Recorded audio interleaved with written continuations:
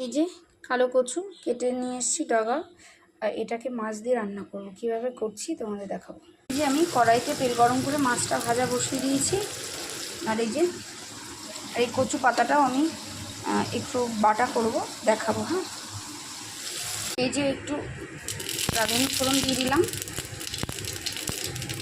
এর মধ্যে দিয়ে দেবো রসুন ফোড়ন। এবার দিয়ে দেবো এই যে দিয়ে দেবো 4টে মতো কাঁচা লঙ্কা, এর মধ্যে